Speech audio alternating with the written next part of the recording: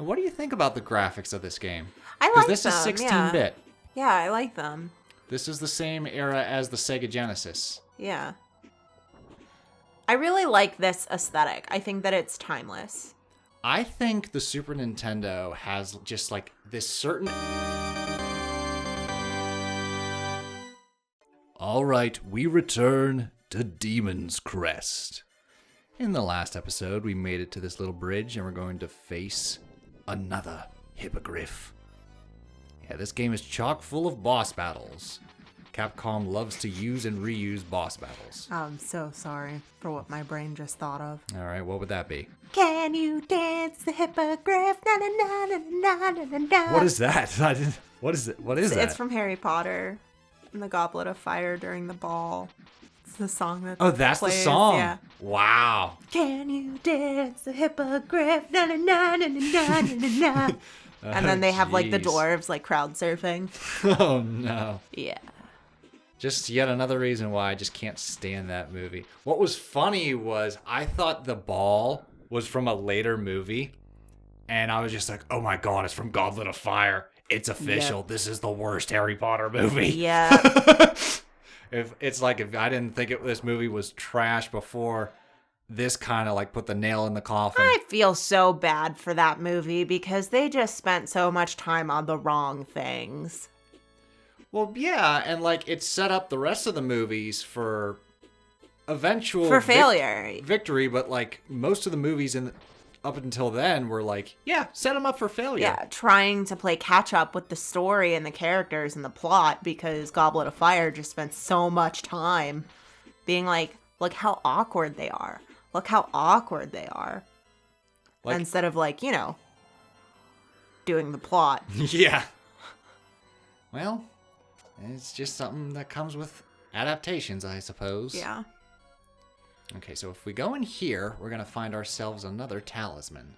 Which, like, honestly, if you think about it, those actors would have only been 14 and 15 years old. Correct. So, like, they didn't have to try to be awkward. Like... Oh, our first talisman, I'm sorry. The Crown Talisman. And to figure out what that does, we can go back to the main town and talk to that philosopher guy. And he'll tell you what each of the talismans can do. The philosopher. Philosopher. Mm-hmm. Off to the philosopher's stone. I kind of like that, philosopher. Philosopher? Sounds like a soda. Philosopher. Hey, grab me a can of philosopher. Oh, you're having philosopher? These things remind me of the Medusa heads. Leave me alone! There's a secret right in the corner. Is it this corner? My wings are so tired. Another parchment. Move! Move, damn you! There we go. Ha-ha! There we go. I got the scroll. I really like the moon in the background. Yeah? What do you think about the graphics of this game? I like them, because this is 16-bit. Yeah, I like them. This is the same era as the Sega Genesis. Yeah. I really like this aesthetic. I think that it's timeless. I think the Super Nintendo has just like this certain atmosphere that no other kind of games could capture. Yeah. Like from like the sound chip that the Super Nintendo could present, the way they used colors and the graphics themselves, it's a certain atmosphere that just transports you to these colorful worlds. And like every piece helps immerse you into these atmospheres. Yeah. Whereas, like I've stated before, like NES kind of atmosphere, but mostly just looks like a game. It's hard to describe, but like I can actually get a sense of environments in the 16-bit games that I can't get in older or games after, like newer games. Yeah. It really is a unique thing strictly to its own. I mean, like, after watching a lot of videos on, like, how to make sprites and how to animate, I'm just like, at the time of this recording, you've made your first sprite. At the amount of, like, time and effort that had to have gone into this is just insane. Well, there was a multitude of artists, but yeah. Yeah. One of the things I really liked about this era was, like, they had the technology, but it was just like they used what they had Yeah. and said, we're going to just make the best damn product we can. Because, like, technology now, like, you can make a person look pretty damn close to a person. Yeah. But, like, at this era, it was just like, it looks like a demon. Well, it's like, because I mean, whenever you go for realism, it's always going to age. Yes. That is most evident in the GameCube era. Evident, I'm sorry. Evident in the GameCube. I was hoping you wouldn't catch that because that was a nervous tick that happened. Sorry. It's okay.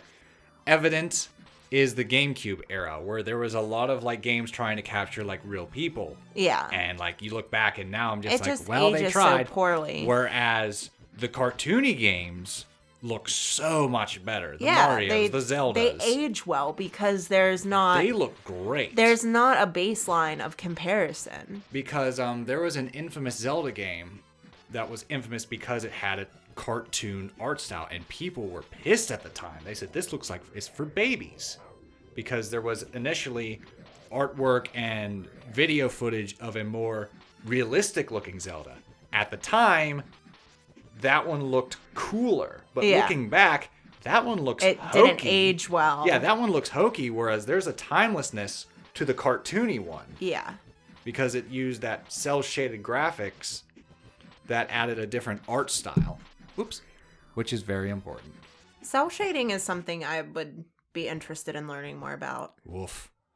I'd have to show you some articles because I myself am not entirely certain what it is. Because a lot of people mistake different art styles for cell shading. Yeah, I don't know if like what I'm thinking is what you're thinking. I'm not sure. Whenever I did custom framing, we had a guy come in and he had like, I think 5 or 6 different cell shades that he wanted framed.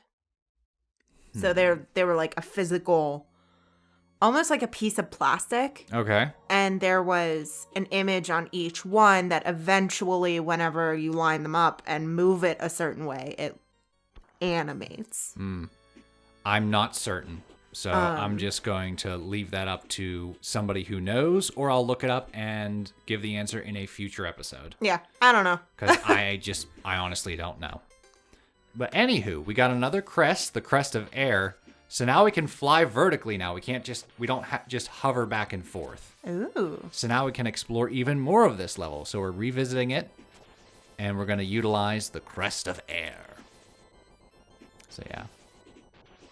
So what do you think about boss battles? Since this game is a majority of like fighting boss battles in new and recurring areas. Because boss battles for me is one of my favorite things about a video game. I'm indifferent. Like, oh, okay.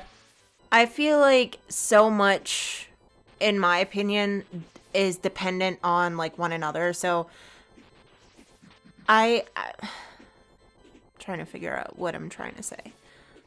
I'm not like, oh yay, boss battle. Like that's not what my goal is to get to. I don't know what my favorite part is. I don't know if it's like the character development. Okay. Or like the little quirks. Okay. Because I feel like to have like a good boss battle, you need other elements that make it good. Possibly. Because it's like, why do I care if my team is taking damage or whatever if I don't care about my team? Or like if it's just... guy. I feel like if this was in real life, you'd be scared to death of it. Yeah. Because it goes... Yep. It's like a big old I already dragonfly. hate it. But yeah, I think that it's dependent on a lot of other elements to the game. Okay. I don't know. I really enjoy boss fights. I always have. I like the challenge. I like the designs. I like the atmosphere you have with them. Sometimes they have story purposes. Sometimes they're just a big old threat. And they're like a good way to like test the player of what all you've been training and utilizing up until then, because you have an AI creature or opponent that is using those skills against you and putting you to the test. See, whereas that's actually something I don't like. Oh. Mainly because I don't like to fail. I don't like to not get it. So whenever it's like a battle where you have to like fail and try again and fail and try again, like I just get very frustrated that I'm not understanding. Oh, okay. That like I'm not getting it. I think it's different if it's like, oh, you have to aim and hit a certain area and like I can't quite hit that area. Oh, okay. Versus like I don't understand what I'm supposed to be doing. Oh, okay. So I get very frustrated when I don't understand. So are you just more like the devil's in the details when it comes to games? I think Are so. those the aspects you like? I think so, yeah. Okay. Because I like it all connects. I think I like the big picture Okay. rather than a separate element, I guess. Because we were talking about this the other day, I believe, unless I dreamed it. I don't know. That's also, sometimes I have really random realistic dreams. Well, let's see. Of just like the amount of time and effort it takes into making a game and putting a story together and making that story make sense, but also making it fun to play, where it's not just like, oh, well, follow the story from point A to point B and, you know, get there. Yeah. Like the point of side quests and like all of those little details coming together to make a cohesive game. Okay. I think that's really, really cool. Oh, okay. So while I like boss battles, my whole thing is how does it fit into the game? Oh, okay. So just like you said, is it story driven or is it just an enemy that's in the way? Because even at that, like it's still a part of the story if it's in the way. Like why is it there? You're not going to be on this medieval quest and then run into an alien. Like that's got to be a part of the story. Right. Unless you've ever read Neil Gaiman's books, then Good Omens. No, I always just like, hey, collect thing, but other thing guards thing, so you can't just walk up and grab it. Yeah, so I mean, and that's, again, it's simplistic, but it's a part of the story.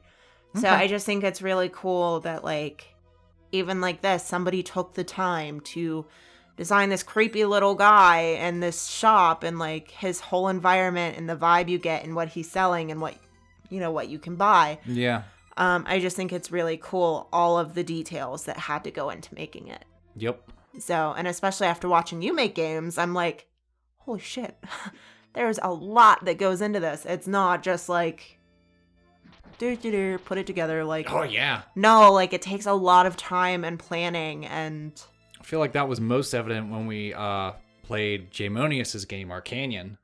Like, realizing all the stuff that he had to do as just one guy, whereas most of these are made from a small to large team. Yeah. But Jamonius, who's also releasing a game later this winter, I believe, that we're going to give the old Pupcorn treatment to. Pearl versus Gray. We'll see how that goes. But yeah, I love making games and I love playing games. And even though there's a lot that goes into it, it's very fulfilling when you get it right. It's frustrating as fuck when it's just like, what went wrong? What am I doing? Why'd I go left when I wanted to go right? Or, oh, I'm not supposed to clip into the wall. What happened here? Or, that wasn't supposed to happen. So to But me, when it clicks, it's like the overall it feels experience. Because I feel like a good game, you don't necessarily feel all of those little elements separately. Okay. So like to me, a good game shouldn't be like, oh, I'm looking forward to the bosses. You know, or oh, I only want to see what happens in the story. Like, okay. Everything needs to be cohesive and live together to be a good game. So, all right. You know, it's just like putting it in terms of like reading a book. Like, so what you are some can have a examples really of great. what you consider have a lot of the good pieces? Do I really have to tell you? Nah. Instead, just marvel at this spooky enchanted forest. For anyone who's new and haven't watched any of our other playthroughs, it's Yeez. But it's just like the characters are likable. The villains are easy to dislike. The sceneries are beautiful. The side quests make sense. Like the bosses make sense.